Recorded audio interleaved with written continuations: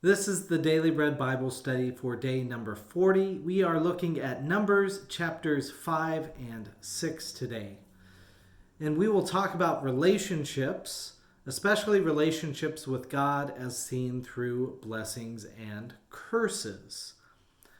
Numbers 5, we get to see here that unclean persons are supposed to be outside of the camp. And then we're kind of figuring out, how do we make amends? Well, there's confession and restitution. We're all called to confess our relational trespasses and to take action to repair the relationships, which is what any parent is trying to teach their children. And then there's action involving adding 1/5 to it, as it says in verse 7, and giving this extra to the person who was wronged.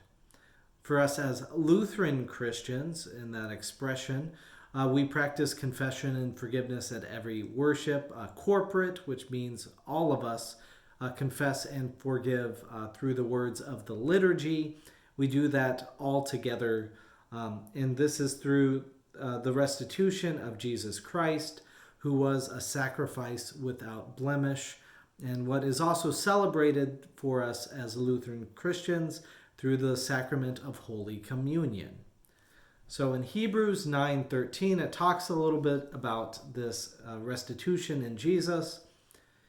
For if the blood of goats and bulls with the sprinkling of the ashes of a heifer sanctifies those who have been defiled so that their flesh is purified, how much more will the blood of Christ, who through the eternal Spirit offered himself without blemish to God, purify our conscience from dead works to worship the living God? For this reason, he is the mediator of a new covenant, so that those who are called may receive the promised eternal inheritance, because a death has occurred that redeems them from the transgressions under the first covenant. So all of this stuff matters a lot, especially in the Old Testament. And the danger that they're trying to avoid is confession without restitution or any action on the part of the perpetrator.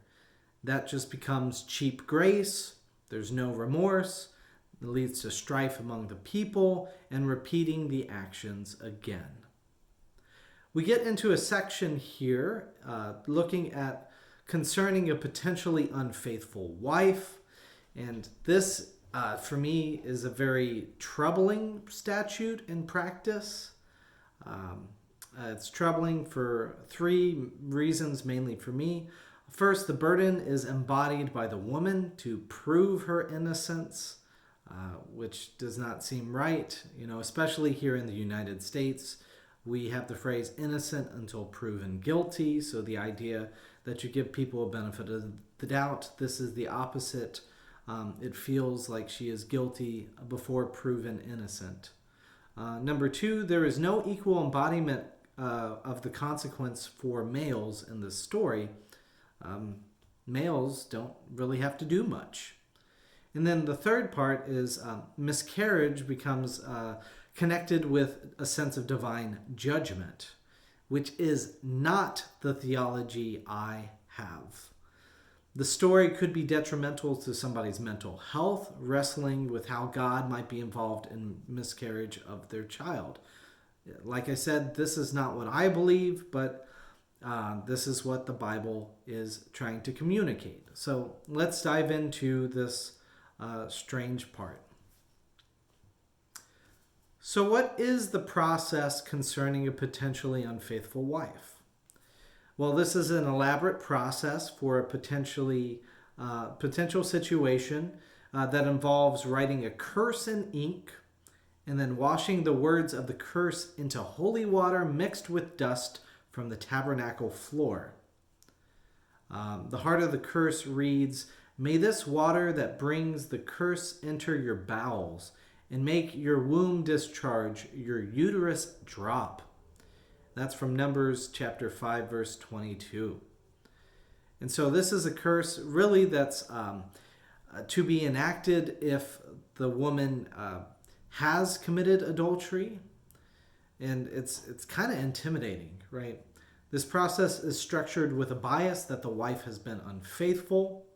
This process is meant to call upon God, who sees all, to help judge whether this woman was faithful or unfaithful, and the results of drinking this water are seen as God's judgment. This punishment seems excessive even for someone who has been unfaithful to their marital vows. This is not a way to preserve life. This punishment seems traumatic and demoralizing to a woman who has been faithful through it all, because she still has to drink the water, even if she has been faithful. And then, what moral accountability does the man have who would require this process to be observed? Does he have to drink the water? No.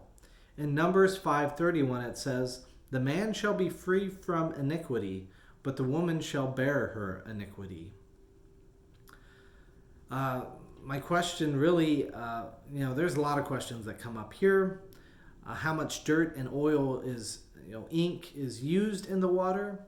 How harmful would we consider the water by today's standards?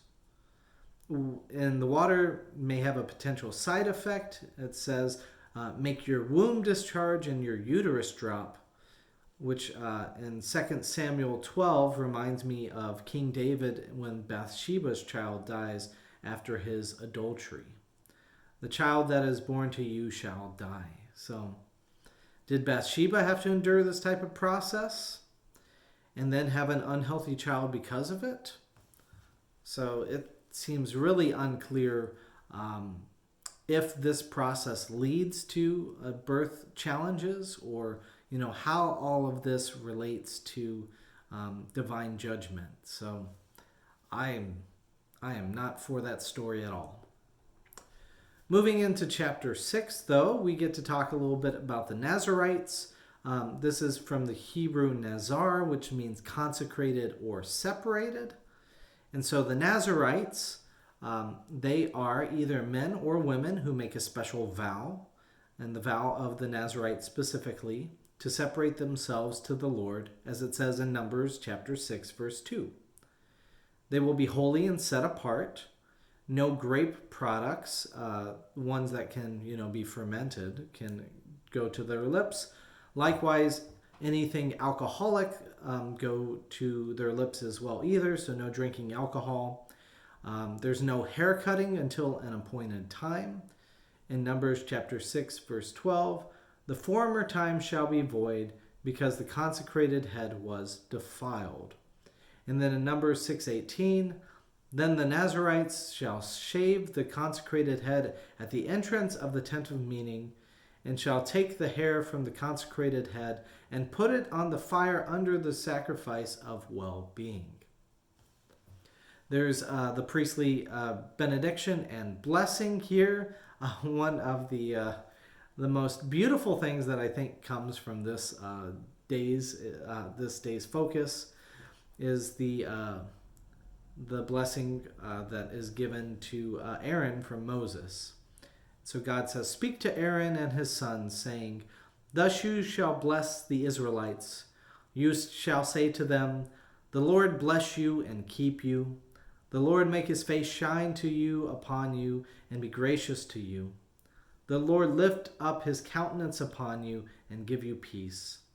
So they shall put my name on the Israelites, and I will bless them." Numbers chapter 6. I love this blessing. The divine name is then used and spoken, the one that was spoken to Moses at the burning bush. Here in this blessing, the divine name is invoked. So you shall not make wrongful use of the name of the Lord your God. So Exodus 20, verse 7. But here is an appropriate way to invoke the name of the Lord. And then the divine name is given to the people. The blessings follow from this divine name, and they will glow spiritually like Moses, for they reflect God's own face. So we end with a bit of a blessing, even after all those curses and challenges. And yet again, the Bible, sometimes I wish we could censor it, but at the same time too, it is what it is for its day and time. May you find the wisdom and be able to extract the wisdom for your day and time and use it to bring life instead of kill.